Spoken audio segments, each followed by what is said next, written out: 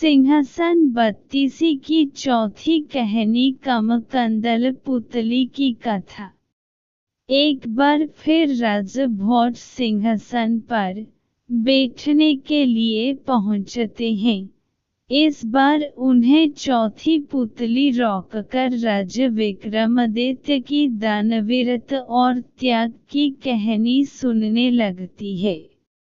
एक बार की बात है, राजा विक्रमादित्य से दरबार में मिलने के लिए कुछ लोग पहुँचे। तभी एक ब्राह्मण भी भागते हुए वहां आए और कहने लगे कि मुझे आपको कुछ जरूरी बात बतानी है। राजा ने पूछे, ऐसा क्या जरूरी है कि आपको इतनी तेजी से भागते हुए आना पड़ा? जवाब में ब्राह्मण ने कहा कि मानसरोवर में अजीब सी घटना हो रही है। वहां सूरज उगने के साथ ही एक खंभा भी जमीन से निकलता है। यह खंभा सूरज की रोशनी के साथ साथ ऊपर बढ़ता है। जैसे ही सूरज की किरणें तेज हो जाती हैं, तो खंभा सूरज को छू लेता है। जब धीरे धीरे सूरज की रोशनी कम होती है, तो खंभा छोटा हो जाता है। फिर सूरज के ढलते ही खंभा भी गायब हो जाता है। इन बातों को सुनने के बाद राजा विक्रमादित्य हैरान रह गए। उनके मन में सवाल आया कि आखिर ऐसी कौन सी चीज है जो सूरज को छू रही है। तभी ब्राह्मण ने बताया कि वह खंभा भगवान इंद्र का रूप है। सूर्य देव को घमंड है कि उनके तेज को कोई सहन नहीं कर सकता, लेकिन इंद्रदेव ने उनसे दावा किया है कि धरती का एक राजा उनका तेज सहन कर सकता है। यह सब सुनकर राजा विक्रमादित्य सारी बात समझ गए। तभी ब्राह्मण ने बताया कि देवराज इंद्र ने ही उन्हें राजमहल भेजा है। महाराज ने ब्राह्मण को ढेर सारी मुद्रा देकर महल से विदा किया। उनके जाते ही विक्रमादित्य ने अपने बेताल को बुलाकर मानसरोवर पहुंचने को कहा। वहां पहुंचते ही विक्रमादित्य खंभा निकलने वाली जगह पर गए और सुबह होने का इंतजार करने लगे।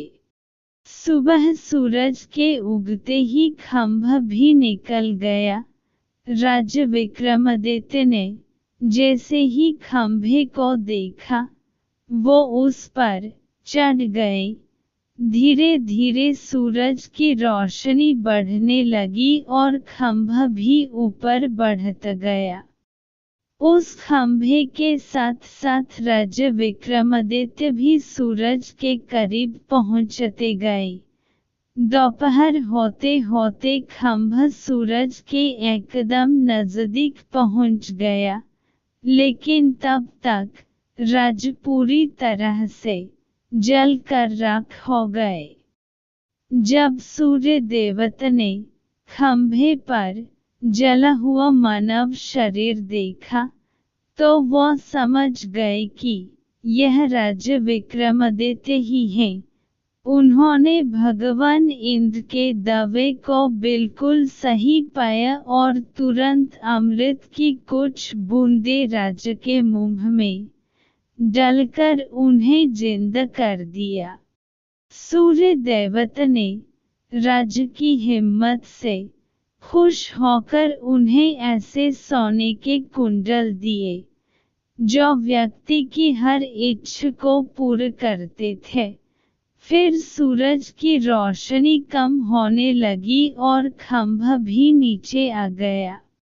नीचे आते ही राजा विक्रमादित्य ने बेतल को बुलाया और अपने महल वापस चले गए। उसी दौरान उन्हें एक ब्राह्मण मिला, जिसने राजा से कुछ दान करने को कहा। महाराज ने खुशी खुशी उस ब्राह्मण को सूर्यदेव से मिले कुंडल दे दिए और बताया कि कुंडल उनकी सभी इच्छा को पूरी कर सकते हैं। इतना कहकर राजा अपने कमरे में चले गए। यह कहानी सुनने के बाद चौथी पुतली सिंहासन से उड़ गई। कहानी से सीख। इंसान के मन में हमेशा त्याग और दान की भावना होनी चाहिए। जैसे इस कहानी में राजा विक्रमादित्य ने उपहार में मिले कुंडल ब्राह्मण को दान में दे दिए, उसी तरह हमें भी निस्वार्थ भाव से दूसरों की मदद करनी चाहिए।